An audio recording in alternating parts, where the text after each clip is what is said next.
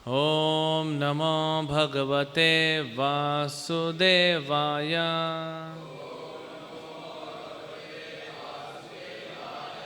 ॐ नमो भगवते वासुदेवाय।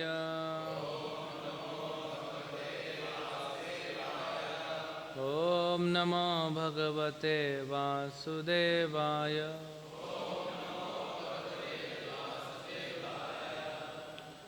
हरे कृष्ण। तो आज बड़ा ही पवित्र दिवस है। 3 महोत्सव हैं आज। एक तो भाद्र पूर्णिमा, जिसके बारे में हम पहले चर्चा करेंगे। उसके बाद विश्वरूप महोत्सव।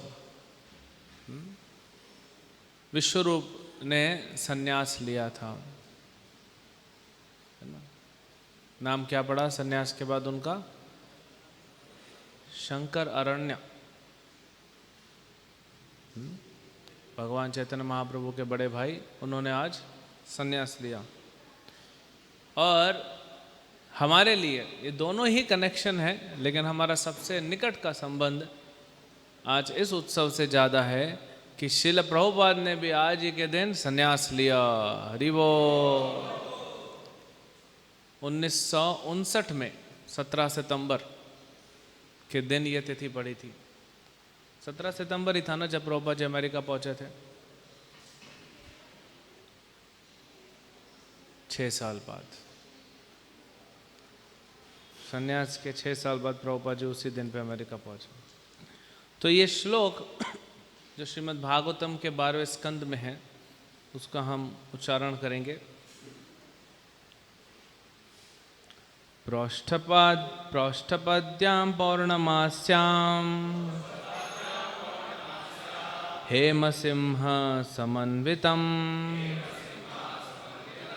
ददाति यो भागवतं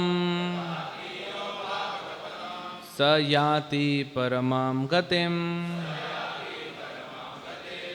प्रोष्ठपद्यां पौर्णमास्यां हेमसिंह समन्वितं ददाति यो भागवतं स याति परमां गतिम्। प्रोष्ठपद्यां पौर्णमास्यां हेमसिंह समन्वितं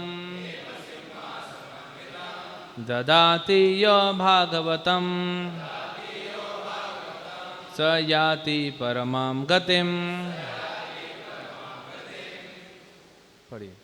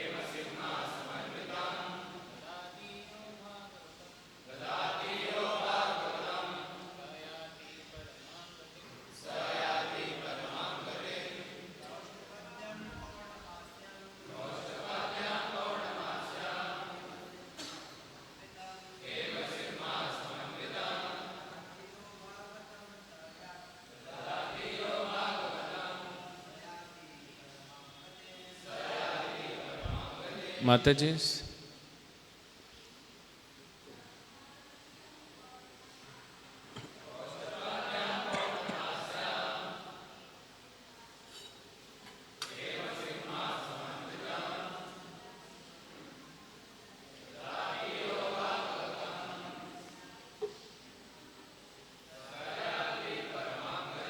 शब्दार्थ। प्रोष्ठपद्यां भाद्र मास में पौर्णमास्यां पूर्णमासी के दिन हेमसिंह सोने के सिंहासन पर समन्वितम आसीन ददाति भेंट के रूप में देता है।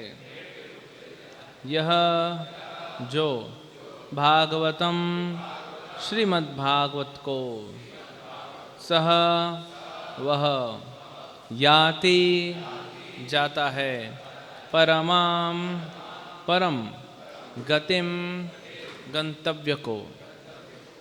अनुवाद तथा तात्पर्य। यदि कोई व्यक्ति भाद्र मास की पूर्णमासी को सोने के सिंहासन पर रखकर श्रीमद् भागवत का दान उपहार के रूप में देता है तो उसे परम दिव्य गंतव्य प्राप्त होगा। तात्पर्य। श्रीमद् भागवत को सोने के सिंहासन पर रखना चाहिए क्योंकि यह समस्त वाङ्मय का शिरभौर है। भाद्र मास की पूर्णमासी को वाङ्मय का राजा रूप सूर्य सिंह राशि पर स्थित रहता है और ऐसा दिखता है मानो राज सिंहासन पर बैठाया गया हो। ज्योतिष के अनुसार सूर्य सिंह राशि में सर्वोच्च स्थिति पर होता है। इस तरह मनुष्य बिना किसी बंधन के इस परम दिव्य ग्रंथ श्रीमद् भागवत की पूजा कर सकता है। कृपया अनुवाद दोहराइए। यदि कोई व्यक्ति भाद्र मास की पूर्णमासी को सोने के सिंहासन पर रखकर श्रीमद् भागवत का दान उपहार के रूप में देता है तो उसे परम दिव्य गंतव्य प्राप्त होगा। ओम अज्ञानतिमिरन्धस्य ज्ञानाञ्जनशलाकया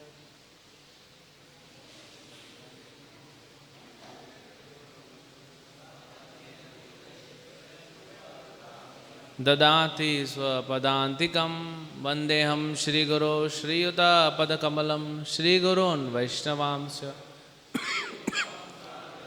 सहगणा रघुनाथान्वितं तं सजीवं साद्वैतं सावधूतं परिजनसहितं कृष्णचैतन्यदेवं श्रीराधाकृष्णपदान् सहगणा ललिता श्रीविशाखान्वितंश्च नमो विष्णुपादाय कृष्णपृष्ठाय भूतले श्रीमते भक्तिवेदांत स्वामिनिति नामिने नमस्ते सारस्वते देवे गौरवाणी प्रचारिणे निर्विशेष शून्यवादी पाश्चात्यदेशतारिणे नमो महावदन्याय कृष्णप्रेमप्रदायते कृष्णाय कृष्णचैतन्य नामने गौरतुषे नमः। हे कृष्णा करुणा सिंधु दीनबंधु जगतपते गोपेश गोपिका कांत राधाकांत नमस्तुते। तप्त कांचन गौरांगी राधे वृंदावनेश्वरी वृषभानुसुते देवी प्रणमामि हरिप्रिये। वाञ्छाकल्पतरुभ्यश्च कृपा सिन्धुभ्येव च पतितानां पावनेभ्यो वैष्णवेभ्यो नमो नमः। जय श्री कृष्ण चैतन्य प्रभु नित्यानंद श्री अद्वैत गदाधर शिवासदि गौरभक्तवृंद। हरे कृष्णा कृष्णा कृष्णा हरे हरे राम हरे राम राम राम हरे हरे। हरे कृष्ण। तो आज ये भाद्र मास की पूर्णिमा, ये भाद्र मास बहुत ही शुभ है। इसी भाद्र मास के अष्टमी को हम कृष्ण जन्माष्टमी मनाते हैं और दूसरी अष्टमी को राधा अष्टमी मनाते हैं। और यही भाद्र मास के जस्ट पहले जो पूर्णिमा थी बलराम पूर्णिमा, और इसी भाद्र मास में श्रीमद् भागवत बोला गया सुखदेव गोस्वामी द्वारा। अष्टमी राधा अष्टमी के दूसरे दिन नवमी से प्रारंभ होके आज पूर्णिमा पे समापन हुआ 7 दिन का भागवत।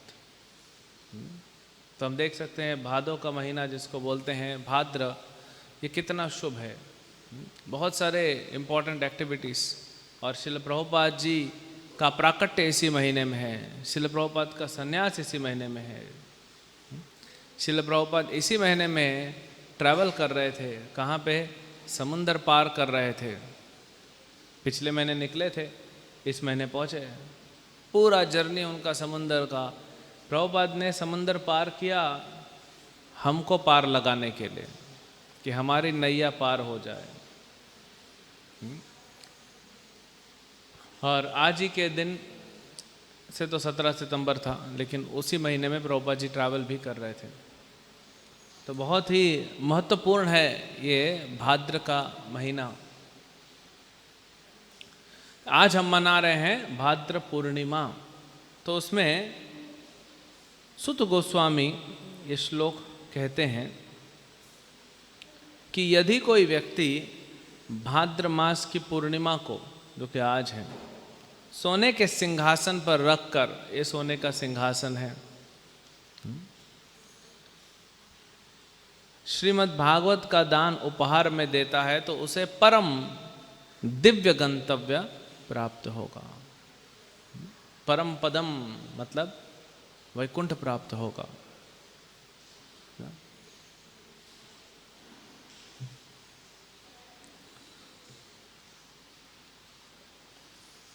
तो ऐसा क्या है श्रीमद् भागवत में? अगर श्रीमद् भागवत का गुणगान करने लगेंगे तो 7 दिन कम पड़ जाएगा, लेकिन हमारे पास सिर्फ 1 घंटा है।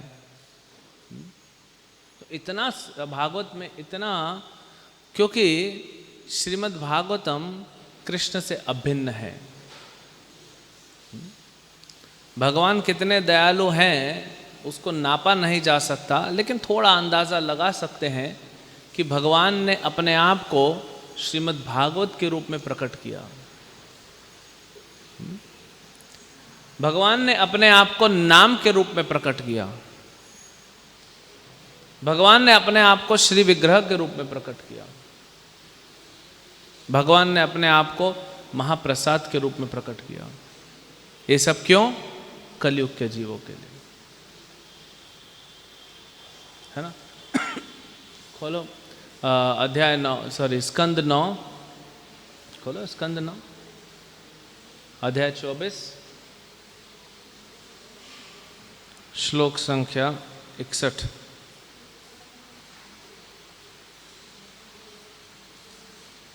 तो यहाँ पे शुकदेव गोस्वामी क्या बताते हैं परीक्षित महाराज को? दशम स्कंद प्रारंभ होने से जस्ट पहले कलौ जनिष्यमाणानाम दुख शोक तमोनुदम अनुग्राय भक्तानाम सुपुण्यम व्यतनोद यशः।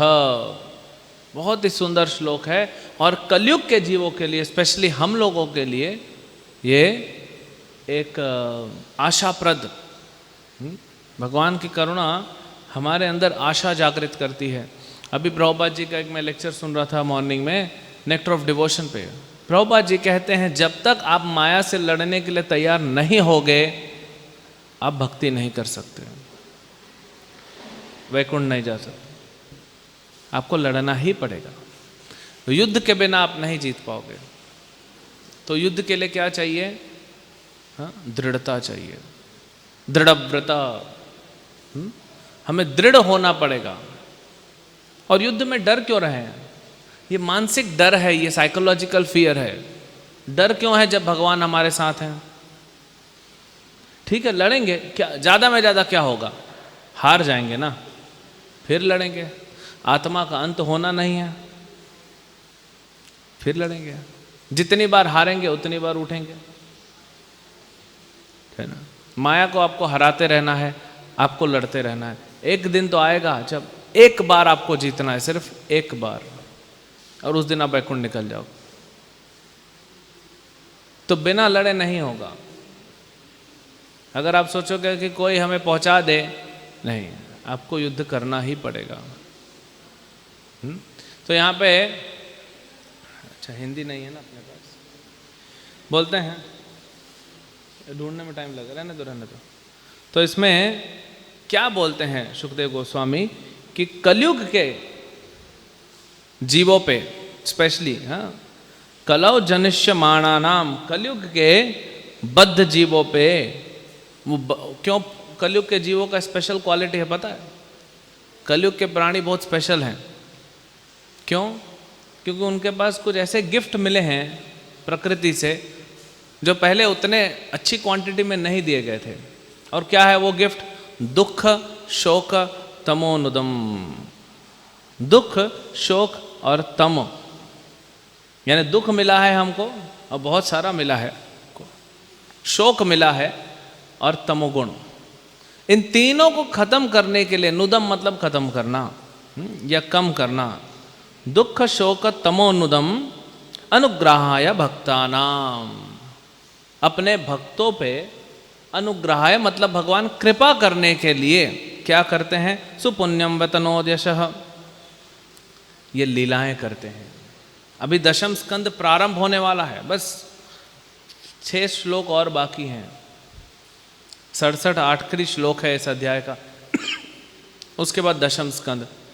तो शुकदेव गोस्वामी दशम स्कंद में जाने से पहले बताते हैं कि भगवान क्यों करते हैं लीलाएं। कई बार प्रश्न उठता है भगवान ने क्यों लीला की, यहीं पे उत्तर दिया है। मतलब ये श्रीमद् भागवतम कलयुग के जीवों के लिए स्पेशल हमारा उद्धार करने के लिए प्रकट हुए हैं। भगवद गीता कब हुआ प्रकट? ऐसे तो कोई डेट नहीं है भागवतम और भगवद गीता, हाँ, लेकिन फिर भी कलयुग के जस्ट पहले, क्योंकि महाभारत का युद्ध द्वापर के अंत में हुआ। युद्ध के बाद कुछ समय भगवान रहे, फिर चले गए, कलयुग प्रारंभ हो गया। तो भगवद गीता और भागवतम किसके लिए है? स्पेशली कलयुग के जीवों के लिए। और यहाँ पे श्रीमद् भागवतम का गुणगान हो रहा है कि हमारा उद्धार करने के लिए। कैसे उद्धार होगा? क्या 3 चीजें कम होंगी हमारे जीवन में भागवतम पढ़ने से? दुख शोक तमो। लेकिन पढ़ना पड़ेगा। भगवान ने लीला कर ली, वो लीला रिकॉर्ड हो गई, अब रिकॉर्ड खोल के आपको देखना तो पड़ेगा ना। प्रॉब्लम क्या है? खाना हमारे सामने पड़ा है, हमको भूख लग रही है और बहुत कमजोरी भी लग रही शरीर में, क्योंकि खाना नहीं खाया है 2-3 दिन से। तो खाना आपके सामने रखा है, लेकिन आप खाना नहीं चाहते हैं और आप सोचते हो कि बिना खाना खाए आपकी जो वीकनेस है या भूख है वो मिट जाएगी। प्रॉब्लम ये है। यहीं पे कुछ 5-6 साल पहले दीनबंधु प्रभु आए थे वृंदावन से। बड़ा सुंदर उनका एक मुझे स्टेटमेंट लगा। बोले आज की जो जनरेशन है वो क्लिक जनरेशन है। हर चीज़ क्लिक करते हैं ना, मोबाइल पे क्लिक, लैपटॉप पे क्लिक, हाँ, कंप्यूटर पे क्लिक, वेबसाइट खोलो क्लिक, हर चीज़ पे क्लिक करो। वहाँ पे लिखा भी रहता है click here to know your future. और क्लिक करते हैं तो स्क्रीन ब्लैकआउट हो जाता है। वही तो भविष्य है ना, कलयुग में एक ही भविष्य है तो सब क्लिक जनरेशन है। अब वही हम भी आ गए, भक्ति में आ गए, हैं तो क्लिक जनरेशन। हाँ, तो यहाँ पे भी आके क्लिक ही करते हैं। कैसे क्लिक करते हैं? किसी सीनियर वैष्णव के पास जाते हैं, महाराज के पास जाते हैं, प्रभुपाद जी के पास जाते हैं, भगवान के पास जाते हैं, वरिष्ठ भक्तों के पास जाते हैं और ऐसा करते हैं उनके चरणों में क्लिक। और हमको लगता है हमने क्लिक किया तो मर्सी डाउनलोड हो जाएगी, कृपा हमारे अंदर डाउनलोड हो जाएगी, लेकिन वैसा होता नहीं है। वो वाला सिस्टम यहाँ चलता नहीं है। भक्ति तो भगवत धाम जाने के लिए, अनंत आनंद प्राप्त करने के लिए सबसे सरल उपाय दिया गया है, सबसे बड़ा शॉर्टकट है, सबसे छोटा रास्ता दिया गया। उसमें भी हम लोग आलसी हैं और शॉर्टकट ढूंढ रहे हैं। तो इसलिए दीनबंधु प्रभु बोलते हैं ये क्लिक जनरेशन है ना, चरणों पे जाके छू दो और आपको लगता है कृपा मिल जाएगी।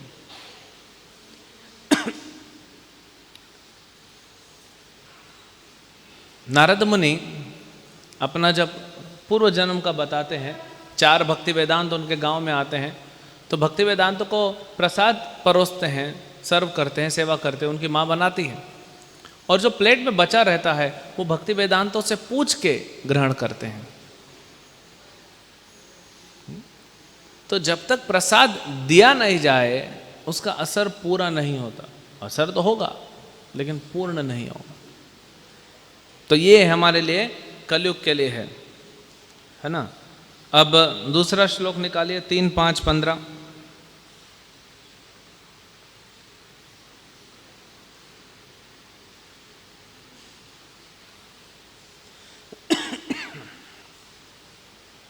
भागवतम क्या है यहाँ पे बताया गया है। तद अस्य कौशार्व शर्म धातुर हरे कथाम एव कथा सुसारम उद्धृत्य पुष्पेभ्य इवार्थ बंधो शिवाय न कीर्तया तीर्थ कीर्ते। विदुर जी मैत्र मुनि से कह रहे हैं, ओ मैत्र, आप तो बंधु हैं, जो दुखी हैं उनके बंधु हैं,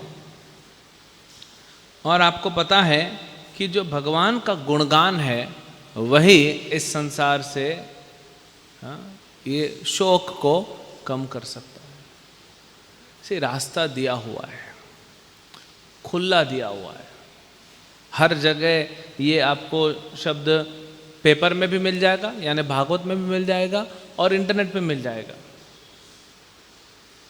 इस संसार में सुखी कैसे होना है, आनंदित कैसे होना है, ये रास्ता बड़ा सरल तरीके से बताया गया है। लेकिन प्रॉब्लम वहाँ नहीं है कि रास्ता नहीं है?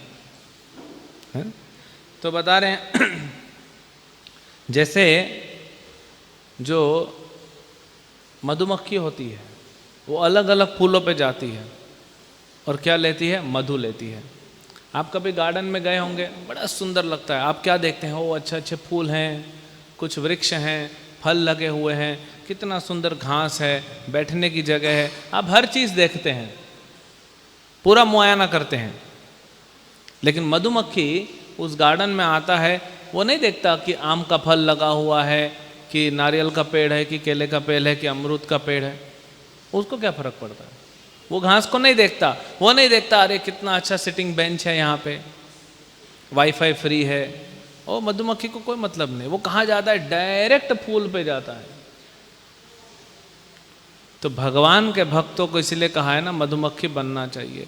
ये संसार में न भटक के डायरेक्ट जो शहद कहाँ से मिलेगा वहाँ पे जाना चाहिए। वो कहते हैं, और वो क्या है? वो है श्रीमद् भागवत, जिसको कहा गया है essence of all topics, the topics of the Lord. भगवान से संबंधित जो भी लीलाएं हैं, बातें हैं, वे सार हैं, वो सार है। तो ये है श्रीमद् भागवत। चैतन्य चरितामृत निकालो, मध्य लीला,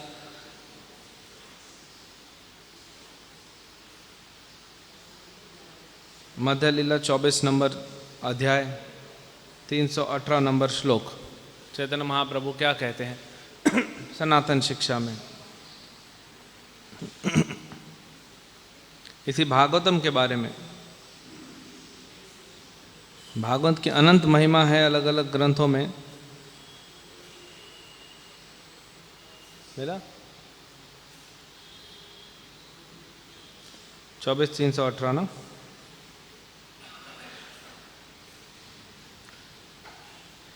कृष्ण तुल्य भागवत विभु सर्वाश्रय प्रति श्लोके प्रति अक्षरे नाना अर्थ कया।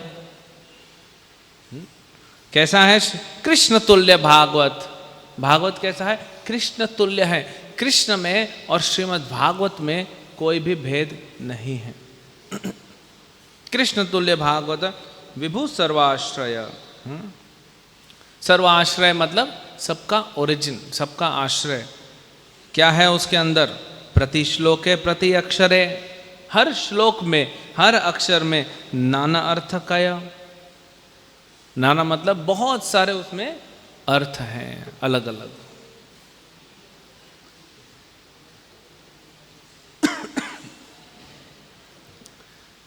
जीवन का उद्देश्य है एक जगह बैठना और भागवत पढ़ना, बस, और कुछ नहीं है। और कुछ है ही नहीं जीवन में। और अगर भागवत से उठ रहे हो, अब भागवतम पढ़ना हो गया, अभी उठ रहे हो, तो वही भागवतम का प्रचार। यही भक्त का जीवन है। स्वयं भागवत पढ़ना, आस्वादन करना। क्यों? क्योंकि नाना अलग अलग प्रकार के उसमें मीनिंग्स हैं। और जब भागवतम आप ब्रेक लेते हो तो प्रचार करने के लिए। यही जीवन भक्तों का होना चाहिए। फिर प्रचार करने के लिए मंदिर चाहिए, फैसिलिटी चाहिए, सोने का सिंहासन बनाना है, फिर भाद्र पूर्णिमा मनाना है, भागवत प्रचार करना, ये सब प्रचार में आ गया। तो ये भाद्र पूर्णिमा आज मना रहे हैं। कि भागवतम के बारे में हमने कहा ना, जितना कहें उतना कम है। तो सिर्फ भागवतम पढ़ने से क्या हो जाता है, सारे प्रश्न हमारे सारे प्रश्नों का उत्तर मिल जाता है। क्या प्रश्न है? आलू का रेट कितना है, स्टॉक मार्केट कैसा चल रहा है, मौसम का हाल कैसा है, ये सारे प्रश्नों का उत्तर भी मिल जाएगा। क्या मिलेगा उत्तर? इन प्रश्नों का उत्तर क्या मिलेगा भागवतम में? कि तुम गलत प्रश्न पूछ रहे हो, राइट ट्रैक पे आ जाओ। और फिर प्रश्न क्या पूछना है? मैं कौन, भगवान कौन, भगवान के साथ मेरा संबंध क्या है, और उस संबंध को कैसे मैं रिवाइव कर सकता हूं, उस संबंध को रिवाइव कैसे करेंगे? तो श्रीमद् भागवत में वही है। फिर हम देखते हैं श्रीमद् भागवत के अलग अलग स्कंद में भक्तों का वर्णन है, क्योंकि भागवत बिना भक्त के तो होगा नहीं। कोई भी ग्रंथ भक्तों की लीला जरूरी है, कि भगवान तो भक्तों के साथ लीला करेंगे। तो चाहे कुंती महारानी हो, चाहे पांडव हो, चाहे भीष्मदेव हो, चाहे परीक्षित महाराज हो, या ध्रुव महाराज हो, तो जो भी हैं, इनके जीवन से हमको क्या सीखने मिलता है? कि जीवन में कष्ट से घबराना नहीं है। नाना प्रकार के कष्ट आएंगे। चैतन्य महाप्रभु प्रहलाद महाराज का वर्णन और ध्रुव महाराज, ध्रुव चरित्र, प्रहलाद चरित्र, वो 100 बार सुनते थे, बैक टू बैक। ध्रुव चरित्र एक बार हो गया, अभी हम क्या बोलेंगे, अभी बाद में आएंगे 2-3 साल बाद वापस। लेकिन महाप्रभु बोलते थे नहीं, तुरंत वापस चालू करो। और फिर होता था फिर तुरंत चालू करो, फिर होता था फिर तुरंत चालू करो। 100 बार सुनते थे। क्यों? इतना छोटा सा बच्चा है 5 साल का, और दृढ़ता तो देखो। हाँ? भगवान विष्णु को प्रकट करा दिया, भगवान के बाद ऑप्शन ही नहीं बचा कुछ। प्रहलाद ने नरसिंह देव को प्रकट करा, ऑप्शन ही नहीं बचा है भगवान के पास। वो क्या है, उसको क्या बोलेंगे हिंदी में? Krishna is force to appear, बलपूर्वक। इन्होंने अपनी दृढ़ता से, अपनी भक्ति से ऐसा बल था इनमें कि भगवान को मजबूर होना पड़ा। हालांकि भगवान को आनंद आता है, वो ऐसा नहीं था कि अरे फंस गया मैं। लेकिन ध्रुव महाराज और प्रहलाद महाराज का जीवन बिना कष्ट के नहीं था ना। आज ब्रज में जाएंगे तो वन तो खत्म हो गए हैं, सब बिल्डिंग बन गई, घर बन गए। थोड़ा सा वन बचा है, उपवन एक है ध्रुव टीला के पास। उपवन है ध्रुव टीला। गए आप लोग ध्रुव टीला? नहीं गए? मधुवन नहीं गए? हाँ, अभी तो गया था, अभी 2 महीना में भूल गया। देखो वहीं पे जहाँ पे ध्रुव महाराज का मंदिर है, हाँ, ध्रुव टीला है, वहीं थोड़ा उपवन है। तो हम अभी गए थे कुछ समय पहले ना, तो एक भक्त के साथ रात को चले गए। पहुँचते पहुँचते रात हो गई, 8:30 बजे, और दर्शन लेना था। गाड़ी तो बाहर हो गई, पैदल जा रहे हैं, पूरा अंधेरा। तब समझ में आया कि ये 100 मीटर का रास्ता भी अंधेरे का पार करना कितना मुश्किल है। और पूर्णिमा नहीं थी उस दिन, अमावस्या के आसपास का था, तो पूरा जंगल है। उतना से पार करने में हमको डर लगता है। और ध्रुव महाराज और प्रहलाद महाराज का दृढ़ता को देखिए। तो भागवत पढ़ के ये समझना चाहिए कि हमारा जीवन आसान नहीं होने वाला है। इसलिए प्रभुपाद जी कहते हैं कि लड़ना पड़ेगा। अगर आपको गाड़ी लेके कहीं जाना है और आपका मोबाइल नहीं चल रहा है, नेटवर्क, किसी से पूछ नहीं पा रहे हो, जंगल है और एक चौक पे आ गए, अब आपको पता नहीं कि लेफ्ट लेना है कि राइट लेना है, आपने लेफ्ट ले लिया और 50 किलोमीटर आगे चले गए, तब कोई व्यक्ति आपको मिलता है और बोलता है आप तो गलत आ गए, आपको उस चौक से राइट लेना था। तो ये 50 किलोमीटर आपको आना पड़ेगा ना वापस। आप तो नहीं बोल सकते कि मैं आंख बंद करूं और वो चौक पे पहुंच जाऊं, ऐसा तो होगा नहीं। तो हमने जो इतने जन्मों में किया है तो हमको उसका हिसाब तो देना ही पड़ेगा। अपने ही हिसाब किताब से, अपने ही कर्मों से क्यों डरना।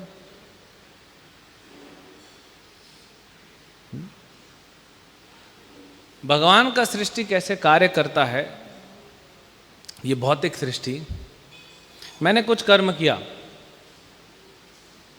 अच्छा किया या बुरा किया, बाकी जितने भी जीव हैं मेरे इर्द गिर्द, सिर्फ मनुष्य नहीं, जितने भी, चाहे वो वायरस हो चाहे वो छिपकली हो, होता है ना, आप सोए हो कभी कभी छिपकली आपके ऊपर गिर जाती है, सांप हो, मच्छर हो, या फिर प्रकृति हो, ये बारिश हो रहा है, यानी 3 क्लेश। तो सृष्टि क्या करती है, प्रकृति क्या करती है, मेरे लिए, मुझे हिसाब किताब बराबर करने के लिए आप सब निमित्त बन जाते हैं,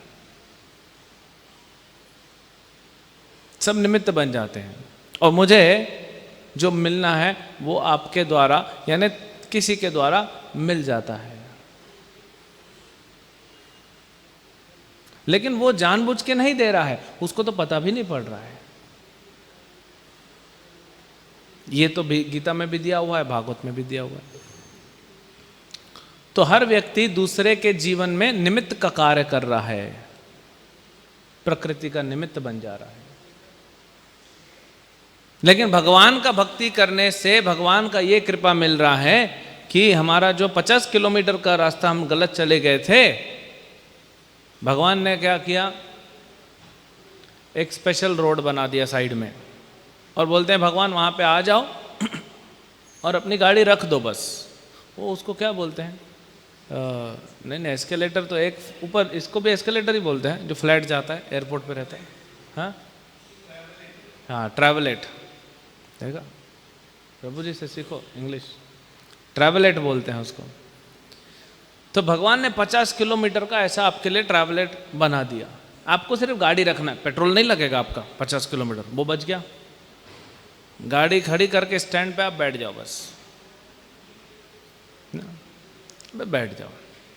और ट्रैवलेट भी भगवान क्या करेंगे, स्पीड से चलाएंगे, यानी आपको 50 किलोमीटर आने में 1 घंटा लगा था, अब 10 मिनट में पहुंचा देंगे। ठीक है, तो 10 मिनट में पहुंचाना है, रास्ते में वो शक्कर का फैक्ट्री है तो वहाँ का बदबू आएगा, जाते समय भी आया था तो आते समय भी आएगा ना। भले 10 मिनट में आप पहुंच जाओगे, पहले वो शक्कर के फैक्ट्री का जो बदबू आता है वो 5 मिनट चला था, अब 15 सेकंड चलेगा, लेकिन चलेगा तो सही ना। कहीं फूल का बाग था, 10 मिनट आपको फूलों की खुशबू मिली थी, अभी जाते वक्त 30 सेकंड मिलेगी, लेकिन मिलेगी। तो भगवान कभी नहीं कहते कि आप मेरे प्रति शरणागत हो जाओ, मेरे चरणों में शरण ले लो और मैं आपको इमीडिएटली सब कुछ रिलीव कर दूंगा। वो तो आपको कम करेंगे। प्रभुपाद जी ने भी यही शिक्षा दी है कि भगवान कम करते हैं, और वही रास्ता दिखाने के लिए, वही समझाने के लिए भगवान स्वयं प्रकट होते हैं और अपने भक्तों को भेजते हैं। तो कभी भी ये मत सोचिए कि आंख बंद करूं और आंख खोलूं 3 सेकंड बाद आंख बंद करूं, 1 2 3 और खोलूं और वैकुंठ आ जाए। अगर आप इस भाव में हैं तो आप भ्रम में जी रहे हैं। जितना जल्दी निकल जाए उतना अच्छा है, नहीं तो जवानी निकल जाएगा। अब बुढ़ापे में पता पड़ेगा कि मैं तो भ्रम में था। तो मेहनत करना चालू करिए। बिना मेहनत के भगवान नहीं देने वाले हैं। बिना मेहनत के दे देंगे तो हम वैल्यू नहीं करेंगे ना उसका। परसों हम लोग इधर पवई से आ रहे थे और यहीं JBPT सर्कल पे आप देखेंगे सिग्नल पे गाड़ी खड़ी थी, तो वहाँ पे एक दुकान है व्यक्ति का, आर्टिफैक्ट्स वगैरह बेचता है। तो अलग अलग वो चाइना क्ले का, पोर्सिलेन क्ले का गमला और ये वो कांच सब निकाल के बढ़िया सुंदर सजाया था। तो मैं देख रहा था कि इसका दुकान तो लिमिटेड है, इतना जगह इतना सामान निकाल के रखा था उसने। तो मैं भक्तों को बोला, देखो थोड़ा सा पैसा कमाने के लिए, 2 वक्त का रोटी कमाने के लिए इसको कितना मेहनत करना पड़ रहा है, कितना सारा सामान इसने बाहर निकाला है, रात को वापस अंदर करना है और बीच में पुलिस आ गया तो उसको निपटाना अलग। थोड़ा सा के लिए इतना कर रहा है। हमको वैकुंठ चाहिए और हम बिना मेहनत के चाहते हैं, तो है कि नहीं ये भ्रम? भगवान क्यों नहीं कराए मेहनत? क्योंकि बिना मेहनत के देंगे तो हम वैल्यू नहीं करेंगे, वापस गिर जाएंगे। कई बार भक्त लोग बोलते हैं, प्रभु जी ऐसा नहीं होता क्या कि बस तुरंत भगवान क्यों नहीं सबको मोक्ष दे देते? क्योंकि हम वैल्यू नहीं करेंगे उसका। प्रभुपाद जी ने ग्रंथों को मुफ्त में बांटने के लिए मना किया ना। एक बार कुछ क्रिश्चियंस आए थे प्रभुपाद के पास और अपना बुक लेके आए थे, 2-3 अलग अलग बुक प्रभुपाद ने ले लिया, साइड में रख दिया। फिर प्रभुपाद बोलते हमारा गीता भी दो। गीता दिए प्रभुपाद ने। तो बात की, वो क्रिश्चियन जाने लगे, बोले 100 रुपीज़, वहाँ का पैसा जो भी था उस समय। अभी क्रिश्चियन सोच रहा होगा मैंने 3 बुक दिया, मेरे को तो पैसा दिया नहीं। ये साधु अपना 1 बुक दिया, उसका पैसा ले लिया। तो प्रभुपाद जी बोलते अपने भक्तों से फ्री में नहीं देना कभी। अच्छा इसका क्या करेंगे? प्रभुपाद बोलेंगे कृष्ण की सेवा में सब उपयोगी है, कृष्ण की सेवा में सबको उपयोग किया जा सकता है, हलवा लाओ। अब वो लोग चले गए, अब भक्तों को हलवा बांटना है। प्रभुपाद ने बुक खोला और 1-1 पेज निकाल के हलवा रख के लो।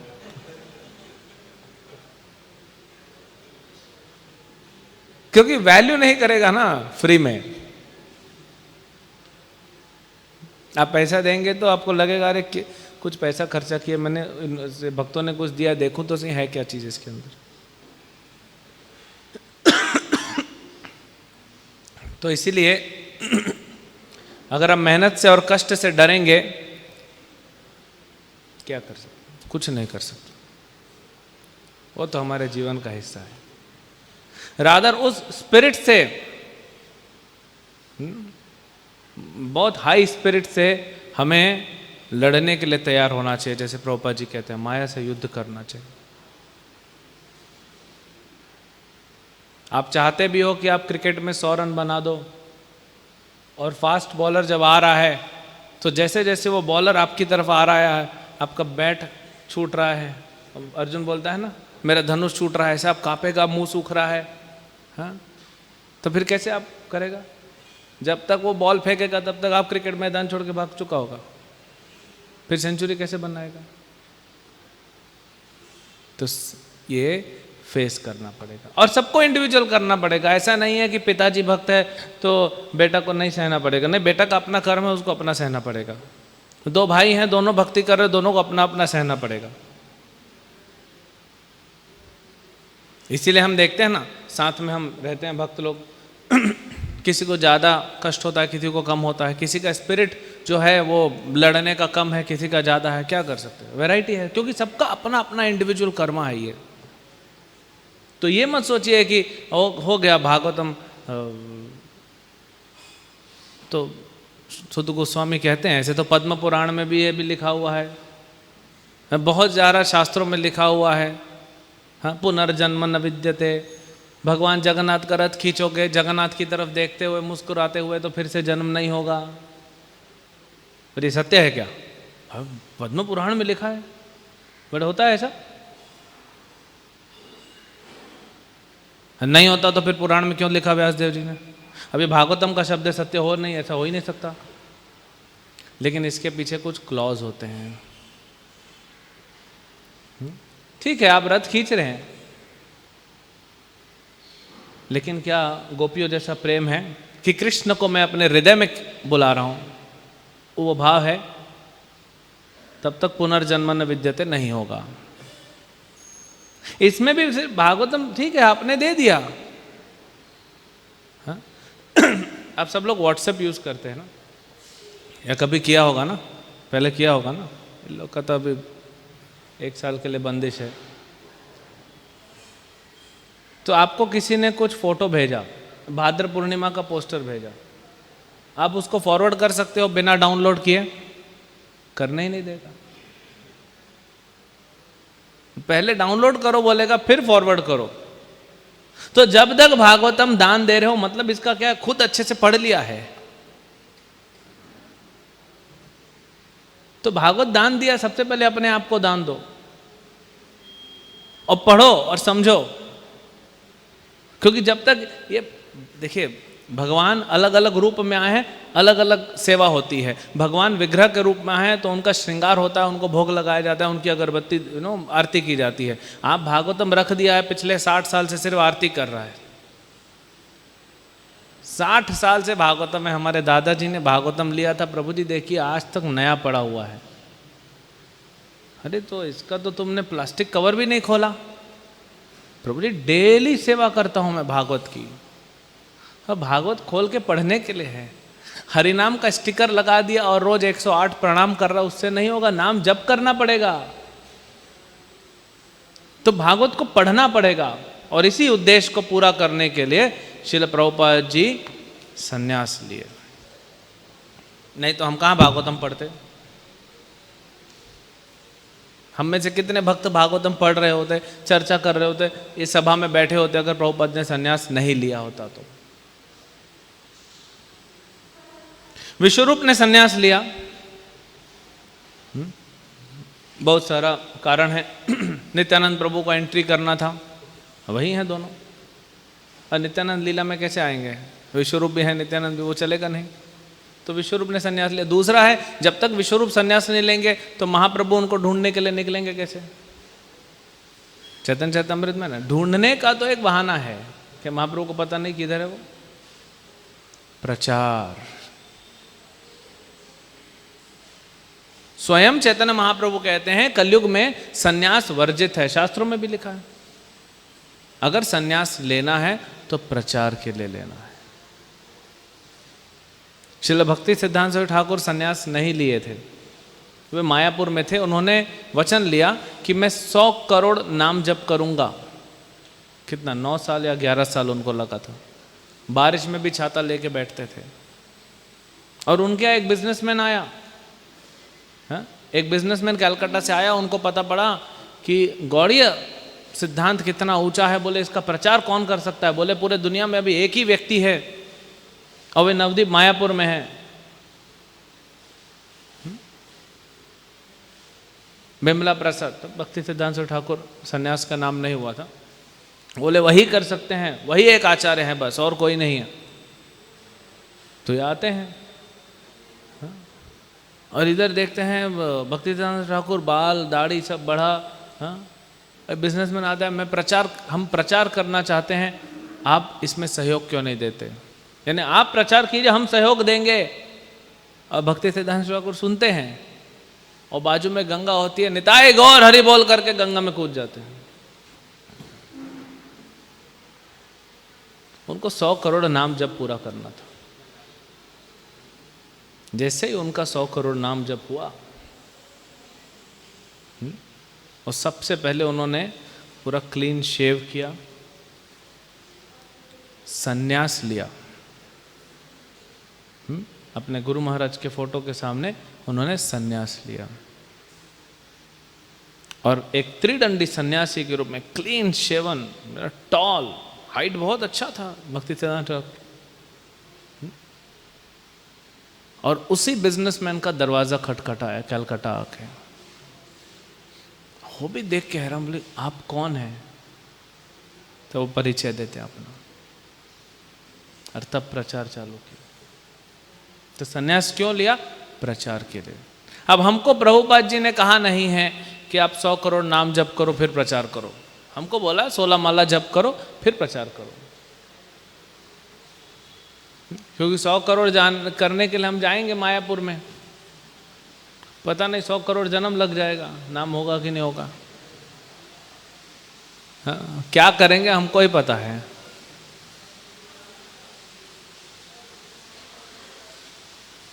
एक भक्त था ना प्रभुपाद जी का शिष्य, बोला मुझे आप चिट्ठी दे दो, मैं यहाँ नहीं रह सकता, यहाँ नहीं रह सकता, यहाँ नहीं रह सकता। विदेशी भक्त था, बोले मुझे चिट्ठी लिख के दीजिए, आप परमिशन दीजिए, मैं मायापुर में कुटीर बना के निर्जन भजन करूँगा। प्रभुपाद बहुत मना किए, बहुत मना किए, नहीं माने, जिद पे थे।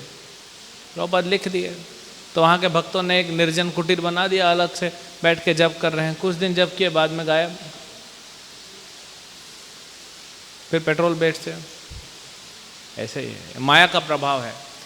प्रभुपाद जी लिखते हैं चैतन्य चरितामृत में, अगर कोई व्यक्ति संसार में इस्कॉन से बाहर भक्ति करने का सोचता भी है तो ही इज अंडर हेलुसिनेशन। मुझे नहीं पता हेलुसिनेशन को हिंदी में क्या बोलते हैं, बट बहुत इंटेंस भ्रम है, पागलपन है, उन्माद की दशा है उसकी, कि अगर इस्कॉन से बाहर निकल कर सोचता है कि मैं भक्ति कर लूंगा तो वो उन्माद की दशा में है। पागलपन का हाईएस्ट डिग्री है उसका, प्रभुपाद जी लिखते हैं। और भक्तों के संग से बाहर कोई सोचता है भक्ति कर लूंगा तो वो कुछ और नहीं कर रहा है, वो स्पिरिचुअल सुसाइड कर रहा है, आध्यात्मिक आत्महत्या। उसने अपना भक्ति वहीं जितना था सील कर दिया, अब नहीं करना है। कलयुग के 2 लक्षण हैं। क्या क्या है कलयुग के 2 लक्षण? Kalyug is age of quarrel and hypocrisy. साथ में रहेंगे तो झगड़ा होगा, अकेले रहेंगे तो हिपोक्रेट बनेगा, मतलब दोगला बनेगा। क्या कर रहा है किसी को पता नहीं है। और साथ में रहेंगे तो झगड़ा होगा। तो क्या करना चाहिए? कौन सा दोनों में से ज़्यादा अच्छा है? साथ में रहते हैं तो झगड़ा करते हैं, अकेले रहते हैं तो फिर हिपोक्रेसी आ जाएगा, दोगलापन आएगा। तो कौन सा ज़्यादा अच्छा है? झगड़ा करना ज़्यादा अच्छा है। साथ में रहे कि अगर थोड़ा ऊपर नीचे भी हो रहा है, क्योंकि कली का प्रभाव है, आप समझिए।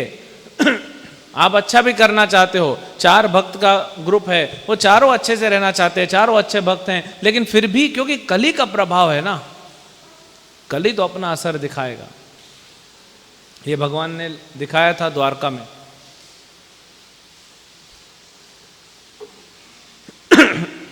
द्वारकावासी तो भगवान के पार्षद हैं, इतने पार्षद हैं, कैसे उनमें ऐसी फूट पड़ गई? हाँ, भगवान दिखा रहे प्रभाव। और उसके बाद तो जो कली आया, तो कली अपना काम कर रहा है। कई बार आप अच्छे होते हैं, दूसरा भक्त भी अच्छा होता है, दोनों का गलती नहीं होता है, लेकिन कैसे तो मिसअंडरस्टैंडिंग को इतना बढ़ा देता है कली। छोटा सा मिसअंडरस्टैंडिंग होता है, आप देख लीजिएगा। कुछ समय बाद, कुछ महीनों बाद, कुछ सालों बाद आप सोचेंगे अरे इतना छोटा सा बात था और कितना बवाल हो गया। ये कली का प्रभाव है, इसी प्रभाव को कम करना है।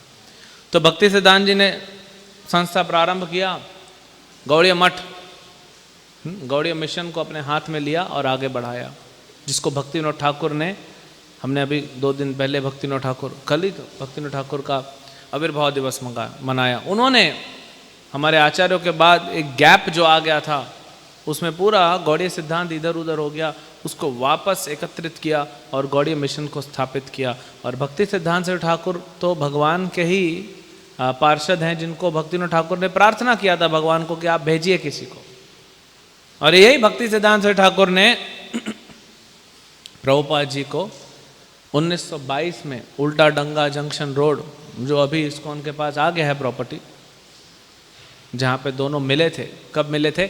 99 साल पहले। 1922 और अगले साल है 2022। 100 साल पूरे होने वाले हैं दो महान आचार्यों का मिलन को। यह है वो फोटो। ये तो 1933 का है, वह 1922 का भी है, अगले साल है। इसलिए तो 2022 डेट रखा गया था ना TOVP के लिए। लेकिन देखो कोई कुछ नहीं कर पाया, कोरोना आ गया, ये भी कल ही है, क्या कर सकते, डिले हो गया प्रोजेक्ट। तो कल ही अपना प्रभाव करेगा। अगर ये समझेंगे तो शांत रहेंगे, नहीं तो हमेशा दूसरों में दोष देखते रहेंगे कि इसने मेरे साथ ऐसा किया, उसने मेरे साथ ऐसा किया, इसने मेरे साथ ऐसा किया, इसने किया, और आपने क्या किया है? आप तो दूध के धुले हैं, आपने तो कुछ किया ही नहीं है, आप तो अभी अभी वैकुंठ से आए हैं, है ना। जो आपके भाग्य में है वही आपको मिल रहा है, देने वाला कौन है उससे क्या फर्क पड़ता है। ठीक है, उस समय अगर आपको क्रोध लग गया, कुछ भी नेगेटिव फीलिंग आ गई, तो बाद में थोड़ा ठंडे दिमाग से सोचिए, जब करिए, भागवत पढ़िए, ठंडे दिमाग से सोचिए, आपको पता पड़ जाएगा कि कारण क्या है। तो प्रभुपाद जी 1922 में मिलते हैं भक्ति सिद्धांत ठाकुर से। तब प्रभुपाद जी की उम्र होती है 26 साल, विवाहित हैं, एक छोटा बच्चा साथ में है। और प्रभुपाद को क्या बोलते हैं भक्ति सिद्धांत ठाकुर कि आप अच्छे नौजवान हैं, अंग्रेजी बोलते हैं, आप विदेशों में जाके अंग्रेजी में भगवान चैतन्य महाप्रभु के इस संदेश का प्रचार कीजिए। इंस्ट्रक्शन तो पहले मिल गया, गुरु ने शिष्य को निर्देश उसी समय दे दिया, देखते हुए, प्रणाम भी पूरा नहीं किए थे। प्रभुपाद जी को तो झटका लग गया, ये क्या है। और वो परंपरा चली आ रही है। हमारे भी भक्त होते हैं, कुछ किसी स्टूडेंट को बोलते हैं तुम क्या कर रहे हो बाहर, अंदर आओगे तो कितना ज़्यादा कर सकते हो। तो कोई आ जाता है, कोई थोड़ा समय बाद आता है, हाँ। और किसी को ऐसा साक्षात्कार होता है बाहर कि दूसरों को बोलता है बाहर मत रहो, अंदर जाओ, है ना। और फिर प्रभुपाद जी का मिलन बहुत बार, 5-6 बार मिले, ज़्यादा नहीं, भक्ति सिद्धांत ठाकुर से। वृंदावन में 2 बार मिले, इलाहाबाद में, प्रयागराज जहाँ उनका दीक्षा हुआ, बम्बई में मिले 1932 में। श्रील भक्ति सिद्धांत ठाकुर बॉम्बे आए थे। और मायापुर में चैतन्य मठ में 1 बार मिले, और एक कलकत्ता में मिले। ये 5-6 मीटिंग का ही रिकॉर्ड है। तो वही उपदेश बार बार आ रहा था। 1933 में दीक्षा हुआ श्रील प्रभुपाद का, और अभय डे बन गए, अभय चरणारविंद, अभय चरण डे हो गए, अभय चरणारविंद दास। प्रभुपाद जी का दीक्षा हुआ।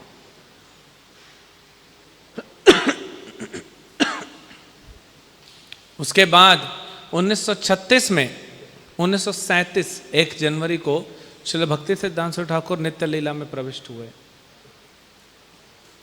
अब प्रभुपाद जी को ऐसा लगा कि पूरा अस्तित्व ही नहीं है, सब खत्म हो गया। और प्रभुपाद लिखते हैं कि ऐसा ही भाव होना चाहिए शिष्य का जब गुरु चले जाए, कि इस संसार में कुछ है नहीं, इस संसार में रहने का फायदा ही नहीं। इसीलिए सती हो जाती थी पहले की स्त्रियां। लेकिन शिष्य को रुकना पड़ेगा, क्योंकि गुरु का मिशन अभी अधूरा है और वो मिशन को पूरा करना है, इसीलिए शिष्य रुकता है। तो दीक्षा के बाद शिष्य का जीवन क्या होता है? जो गुरु का जीवन होता है, उसी मिशन को आगे बढ़ाना, वही शिष्य का है। अपना अस्तित्व उसका खत्म हो जाता है। और अगर वो बनाए रखा है अपना अस्तित्व जितना डिग्री में, उतना डिग्री में वो भी शिष्य बना नहीं है।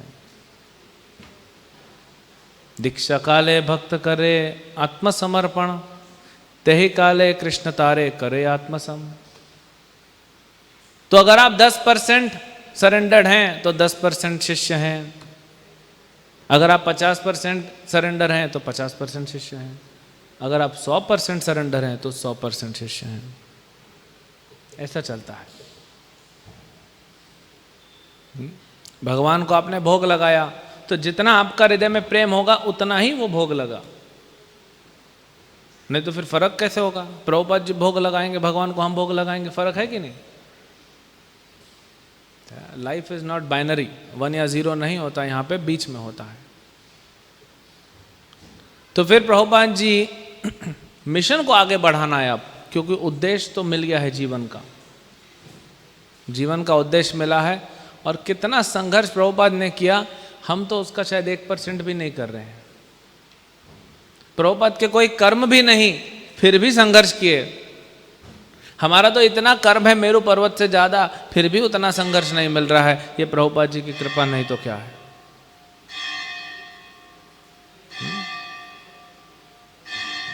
हम कितने दुखों से बच गए हैं भक्ति में आने से, हम सोच भी नहीं पा रहे हैं। अगर दिखाया जाए हमको कि हम यहां नहीं आते तो क्या मिलता हमको, तो आप सोच नहीं सके, डर जाएंगे। किसने किसको दिखाया था? नारद मुनि बड़ा एलईडी खरीद के लाए थे, और किसको दिखाया था? मृगारी को दिखाया था, देख बेटा तेरा भविष्य चाहिए? नहीं चाहिए, कांप गया। तो भक्ति कर। फिर भविष्य का क्या हुआ? नारद मुनि अपनी शक्ति से काट दिए वो भविष्य को। भगवान तो गीता में कहते हैं ना, 3 अध्याय में 26 नंबर श्लोक में, कि जो जितना तैयार है उसको उतना भक्ति कराओ, बाकी छोड़ दो। और प्रभुपाद जी लिखते हैं, भगवान ये अथामाम प्रपद्यन्ते, जितना आप करोगे उतना मैं दूंगा, 100 रुपये दोगे तो 100 रुपये का सामान दूंगा। लेकिन प्रभुपाद लिखते हैं तात्पर्य में कि शुद्ध भक्त कैसे होते हैं? वे भक्त के, वे जीव के कर्म को भी काट सकते हैं, कर्म फल को काट सकते हैं, जो भगवान इंटरफियर नहीं करते। कर सकते हैं लेकिन करते नहीं हैं।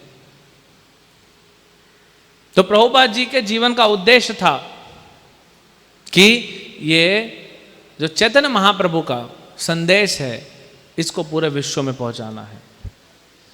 और संघर्ष चालू हुआ अब 1937 से।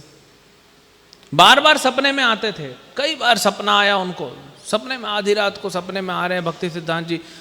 हाँ, अब क्या बोलते हैं? उठो, छोड़ो ये घर बार और सन्यास लो। हम घबरा के उठ जाते थे, बोलते मैं कैसे लूँ सन्यास?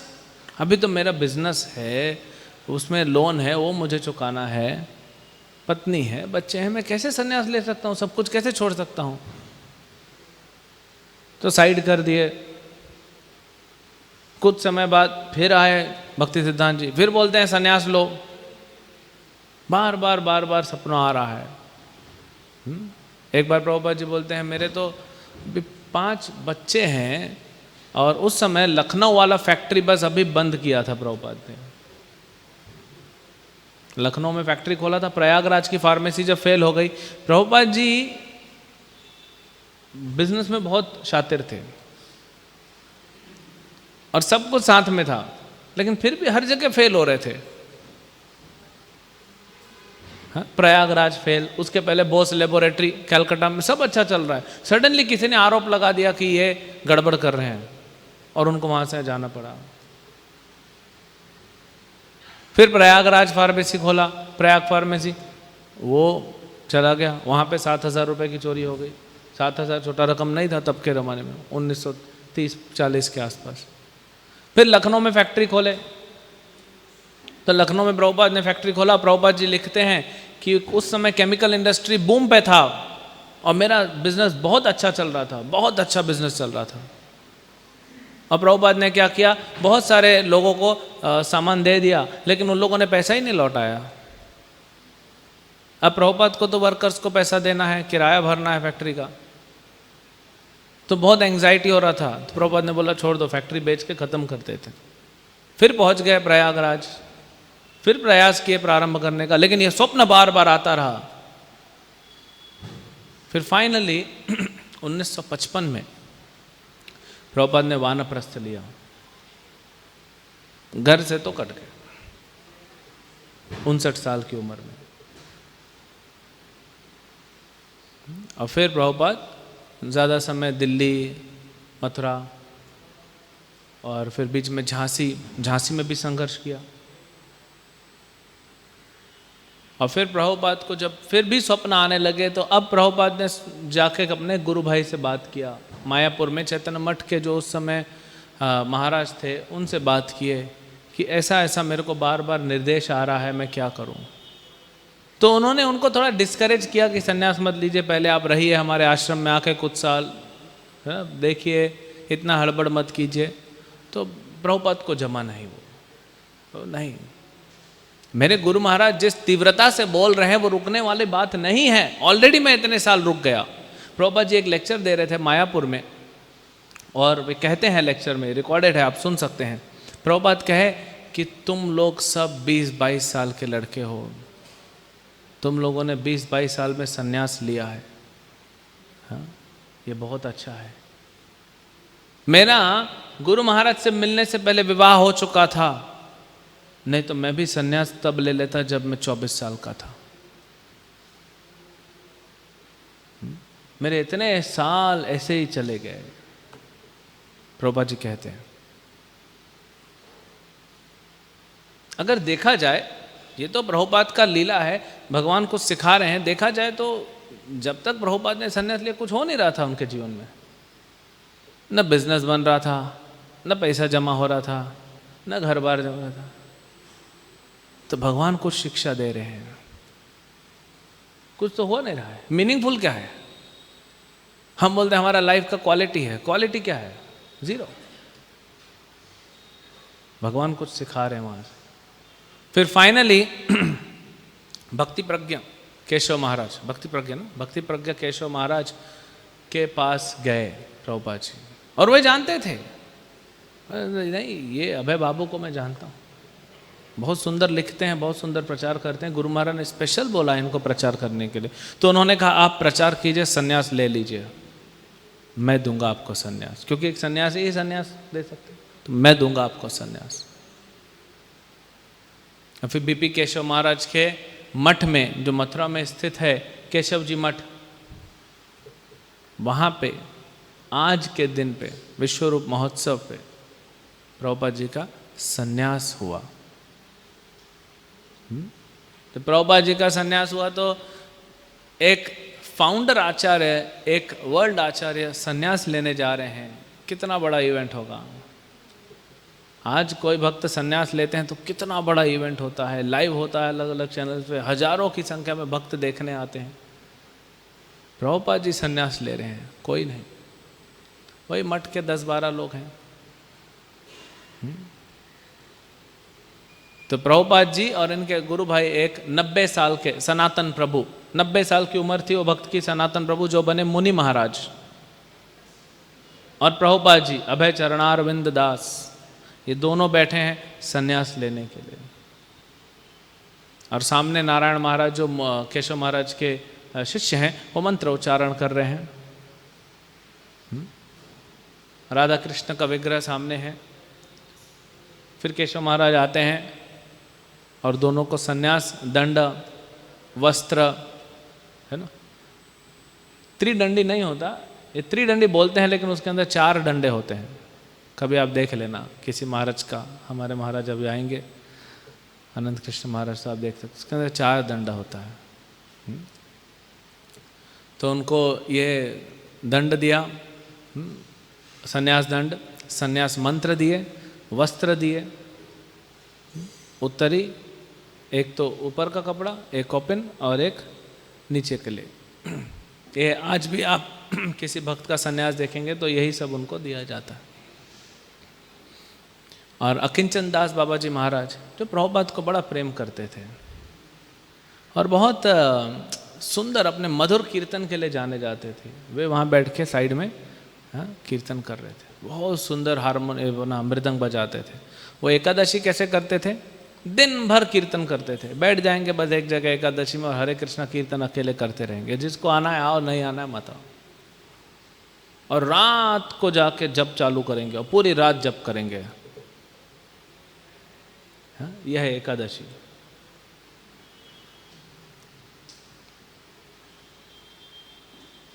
कलयुग है ना, सब स्टैंडर्ड चेंज हो जाते हैं। तो फिर वहाँ पे अकिंचन दादा जी कीर्तन कर रहे थे और फिर भक्ति प्रज्ञा केशव महाराज ने बोला, कुछ लेक्चर दिया, और वहाँ बैठे हुए कुछ 3-4 और भक्त होंगे बस, कुछ बूढ़ी माता जी बैठी थी मठ में जो रेगुलर आते और लोग बैठे। अगले दिन पत्रिका में आया था, कुछ दिनों बाद पत्रिका में आया था प्रभुपाद जी का फोटो। तो केशव महाराज ने सडनली, ये प्रभुपाद जी ने एक्सपेक्ट भी नहीं किया, सडनली केशव महाराज बोले प्रभुपाद को कि आप कुछ बोलिए। इसीलिए हाँ, ये बोलने का फिर किसी भी जनरली सन्यासी को कई बार हम देखते हैं, आज भी उनके गुरु महाराज बोलते हैं कि आप बोलिए सन्यास के बाद। तो प्रभुपाद ने तो एक्सपेक्ट नहीं किया था बोलने के लिए बोल रहे हैं। अब वहाँ पे तो कुल 10-12 लोग बैठे हैं, जिसमें से 2-3 भक्तों को इंग्लिश आती है, नारायण महाराज, केशव महाराज, और ज़्यादा किसी को इंग्लिश आती नहीं, सब हिंदी भक्त हैं। प्रभुपाद को जब बोलने के लिए कहा गया तो प्रभुपाद ने इंग्लिश में लेक्चर दिया। अगर लॉजिक से देखा जाए तो ज़्यादा भक्त हिंदी वाले हैं तो हिंदी में लेक्चर होना चाहिए, प्रभुपाद ने इंग्लिश में दिया, क्योंकि प्रभुपाद को स्मरण था, प्रभुपाद कभी भूले नहीं थे। प्रभुपाद कहते हैं ना, मैं कभी अकेला नहीं रहूं, मेरे गुरु महाराज हमेशा मेरे साथ है, तो कभी भूले नहीं। ऐसा नहीं कि स्मरण हुआ, स्मरण था, उसी पे चिंतन चल रहा था। अब प्रभुपाद जी ने इंग्लिश में क्यों लेक्चर दिया? क्योंकि उनके गुरु महाराज ने 1922 में, ये 1959 है, कितने साल हो गए? 37 साल, 37 साल पहले ये उपदेश दिया था, ये आदेश दिया था कि आप विदेश जाइए, चैतन्य महाप्रभु के इस संदेश को अंग्रेजी भाषा में प्रचार करना है। तो इसीलिए प्रभुपाद जी उसी उद्देश्य को, उसी उपदेश को मन में रखते हुए अंग्रेजी में लेक्चर देते हैं।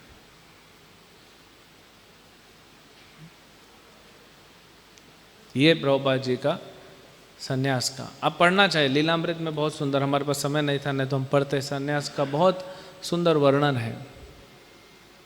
और सन्यास का उद्देश्य क्या है? प्रचार। कलयुग में सन्यास वर्जित है, फिर भी सन्यास दिया जाता है जो प्रचार करना चाहता है।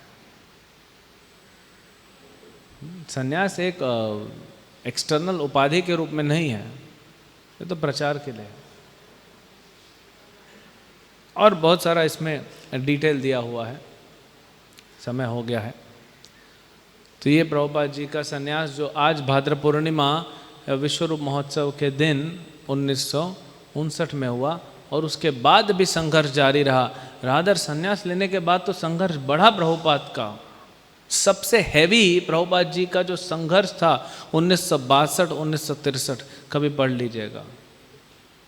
चैप्टर का नाम है क्राइंग इन विल्डरनेस। जो दिल्ली में प्रभुपाद ने संघर्ष किया है, हाँ, ऐसा पढ़ते पढ़ते रोंगटे खड़े हो जाएंगे कि ये प्रभुपाद का ऐसा स्थिति। जो भगवान के महाभागवत वैष्णव भक्त हैं, जो यहाँ प्रचार करने के लिए आए हैं, उनके साथ ऐसा हो रहा है, तो हमको पता पड़ेगा हमारे साथ जो हो रहा है बहुत, हम कुछ भी नहीं है, हम तो यहीं पे है ना, पता नहीं कितने जन्मों से हम यहाँ पे हैं। प्रभुपाद जी तो प्रचार करने आए हैं गोलोक से, तो ऐसी स्थिति है। तो हमारी क्या स्थिति होनी चाहिए थी? प्रभुपाद कह रहे हैं मेरे पास कपड़े पहनने ठीक ढंग के कपड़े नहीं है, मेरे पास रहने का स्थान नहीं है, खाने के लिए पैसे नहीं है, तो हमारा रोटी कपड़ा मकान तो फिक्स है ना। अभी आरती होगी, आरती के बाद सबका रोटी फिक्स है, सबको मिलना है, कपड़े अच्छे मिलते हैं, रहने का था आलीशान बंगला मिला हुआ है, हवेली मिला हुआ है। हमारे तो कर्म हैं, प्रभुपाद जी का तो कर्म भी नहीं है। तो इसलिए भगवान आचार्यों के जीवन से सिखाते हैं। पांडवों के जीवन को देखिए, कितना सहना पड़ा, हर चीज सहा उन्होंने। तो इस संघर्ष जारी रहा। फिर 1965 में ये सन्यास का उद्देश्य पूरा हुआ, पूरा मतलब अभी प्रारंभ हुआ। फाइनली 1965 में प्रभुपाद जी अमेरिका जाते हैं। वहाँ पे भी 1 साल बहुत हैवी संघर्ष हुआ। उसके बाद जाके इस्कॉन की स्थापना हुई। अगले 11 साल में प्रभुपाद ने जो किया वो इतिहास है। न भूतो न भविष्यति, ऐसा प्रभुपाद ने चमत्कार किया। भगवान पे पूरी तरह से शरणागत जो भक्त होगा, भगवान उसके द्वारा कुछ भी करा सकते हैं, कुछ भी, क्योंकि भगवान अनलिमिटेड है। अगर निमित्त बन जाए तो क्या नहीं करा सकते। कुंती महारानी कहती है ना अपनी प्रार्थनाओं में कि कैसे आपने अर्जुन का रक्षा किया है। हाँ, ऐसे महारथी थे युद्ध में, और बता दिए क्या क्या संकट आए हमारे जीवन में, आपने रक्षा किया। तो भगवान हमारे जीवन में दुख भी दे सकते हैं और ऐसे महान कार्य भी करवा सकते हैं, लेकिन हर स्थिति में हमको प्रयास करना चाहिए शरणागत होने का। अभी क्योंकि हम शरणागति पूरी नहीं हुई है हमारी, हम पूरी तरह शरणागत नहीं हैं, हम अभ्यास के स्तर पे हैं।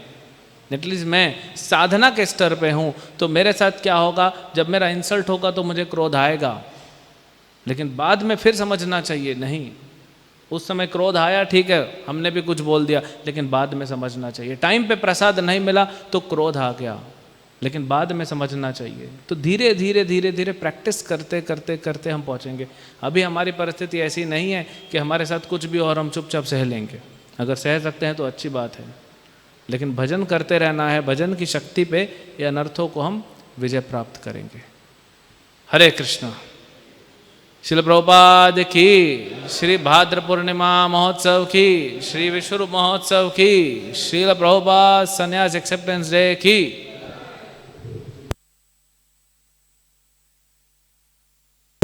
प्रश्न है क्या? एक प्रश्न ले लेते हैं, बोलिए कौशल्य पुत्र को।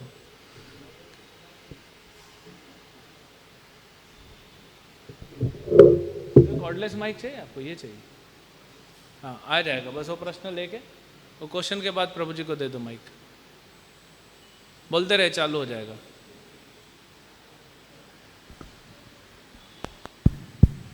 हरे कृष्ण। बहुत सुंदर आपने प्रभुपाद जी के लीलाओं पर जोर दे करके बोले प्रभु जी। प्रभु जी, मेरा एक प्रश्न है, मैं और एक बार पूछ चुका हूँ ये प्रश्न, तो मैं थोड़ा विस्तार से जानना चाहता हूँ। जैसे कि भक्ति चारू स्वामी महाराज जी बोल रहे थे व्यास पूजा के दिन, उनके व्यास पूजा पर बोला जा रहा था कि नेवर लीव इस्कॉन, इस्कॉन को कभी मत छोड़ो। तो इस्कॉन को छोड़ना मतलब क्या है? सिर्फ मंदिर छोड़ के जाना इस्कॉन को छोड़ना, या फिर और भी कुछ हो सकता है? क्या है वास्तव में इस्कॉन को छोड़ना क्या है? नहीं, मंदिर तो ब्रह्मचारी सन्यासी के लिए, जो गृहस्थ है वो तो बाहर रह रहे हैं ना, लेकिन बाहर रह रहे हैं वो इस्कॉन से कनेक्टेड है कि नहीं? इस्कॉन के जो नियम हमारे आचार्यों ने बताए हैं, प्रभुपाद जी ने जो बताए हैं, वो पूरा पालन कर रहे हैं। क्योंकि वो गृहस्थ आश्रम में हैं, लेकिन वो मंगल आरती कर रहे हैं, नरसिंह आरती कर रहे हैं, तुलसी आरती कर रहे हैं, जितना अच्छे से कर रहे हैं। अगर वो 4:30 बजे कर रहे हैं तो बहुत अच्छी बात है, नहीं कर रहे हैं तो 5 बजे कर रहे हैं, 16 माला जप कर रहे हैं, दीक्षा लिए हैं इस्कॉन से, इस्कॉन का प्रचार कर रहे हैं। ये इस्कॉन में रहना होता है।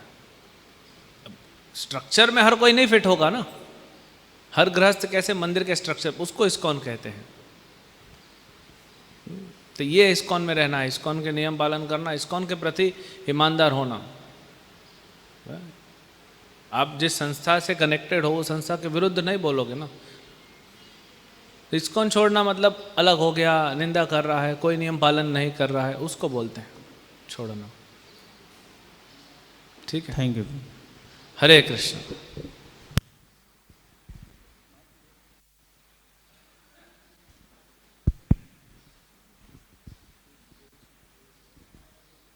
हरे कृष्ण। बहुत बहुत धन्यवाद चक्रवर्ती प्रभु जी, इतना सुंदर अपने प्रभुपाद के संन्यास वर्णन, विश्वरूप का संन्यास वर्णन और ग्रंथराज श्रीमद् भागवत की महिमा आपने बताया। ग्रंथराज श्रीमद् भागवतम की। तो अभी यहाँ पर